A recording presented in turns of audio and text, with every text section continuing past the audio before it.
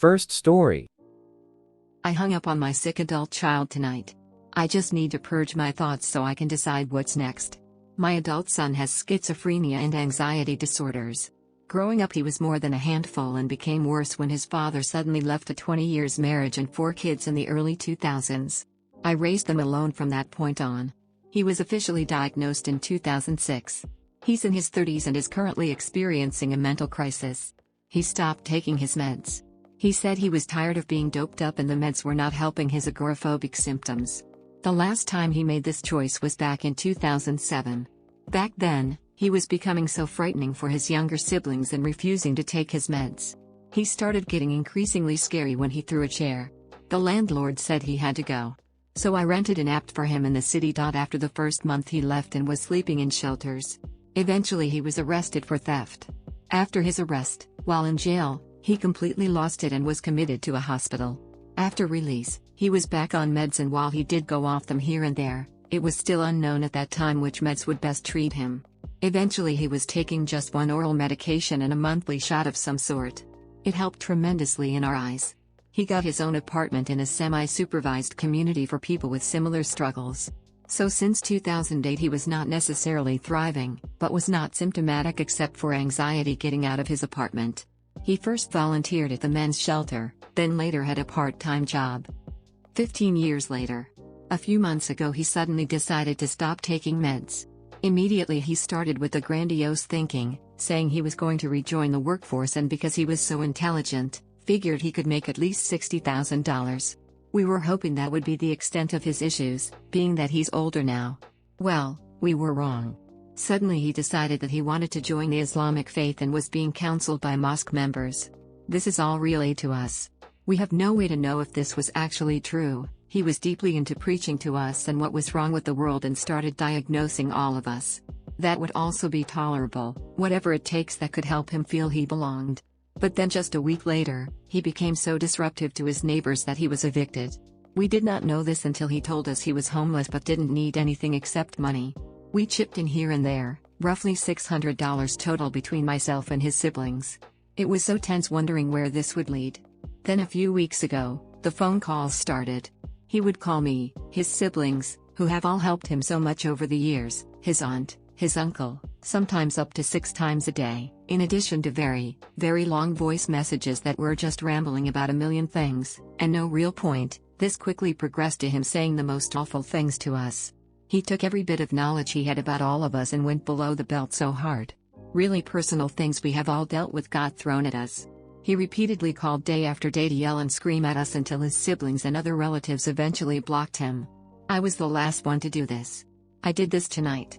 He called me and said he was just letting me know he was completely healed and wouldn't be disabled anymore, and no longer depending on the government. He said he was calling to tell me to never look for him or speak to him again. He has said this on every call. But the fury in his voice, the speaking at 1,000 miles per hour, not even taking a breath or pausing for a response, there was no point in trying to offer him words. So I let him speak/yell, but as soon as he got to the subject of my PTSD related to an assault by a stranger many years ago, I had to hang up. I hung up on my sick child. On Thanksgiving. I have no idea what will come next. Second story. Parents lied about Thanksgiving plans, leaving several people out. My brother is in the military. He and his wife are stationed in a different state. They recently have welcomed a beautiful little girl into the world. They were planning to come to see the rest of the family for Thanksgiving and introduce the new baby. But with the state of the world and other craziness, plans changed. The new plan became for us to go to them. However, we have younger sister who has special needs, do not feel comfortable posting her specific diagnosis, and does not do well with traveling. Because of her difficulties traveling, I was asked to stay behind in our family's home state to care for sister. I have done this multiple times in the past, so my parents and other siblings can go to my brother's graduation, and other celebrations. The plans were changed so last minute that my twin brother was unable to get off work. Mom and Dad reassured us that it would be a small family thing where the two of them, plus my other younger sister, would spend a quiet holiday with my brother and his wife and meeting the new baby, the first grandchild, and might see some other extended family that currently lives in the state, and it would not be a big deal at all. Mom kept saying she felt really bad about the whole situation, like she was abandoning the three of us and had been making a huge deal about this. They left on the Monday before Thanksgiving and Mom has been calling twice daily and thanking me for taking care of my sister. 3 a.m. Thanksgiving morning, I can't sleep, scrolling Facebook on my phone. I start seeing post after post. The majority of my extended family from our home state has traveled to my younger brother's state and they are all together hosting a mini family reunion for Thanksgiving that they never told us about. They told us this was going to be a small thing, a small holiday dinner with just Mom, Dad and younger sister meeting the baby and spending Thanksgiving with my brother's little family. All of my cousins are there, all of my aunts and uncles, except for one, to be completely honest, hiking, hanging out and celebrating together. And they never told us this was happening. I immediately text my twin brother and he is as shocked as I am. Except he then remembered overhearing a phone convo between Mom and an aunt asking if one of our uncles was going to make it, but he didn't think anything of it at the time. That was weeks ago. They have been planning and coordinating this mini family reunion for weeks. They, Mom and Dad, told us over and over again how low-key, and not a big deal this trip would be.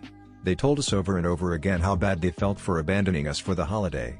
Then they go and plan this whole thing behind our back and post it all over social media?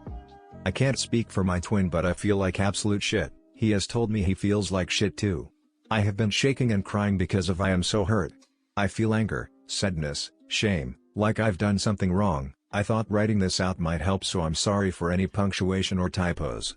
I think I'm the most hurt because my mom and have had conversations before about how I feel like it's a struggle for me to fit in with extended family because of my social anxiety and general awkwardness.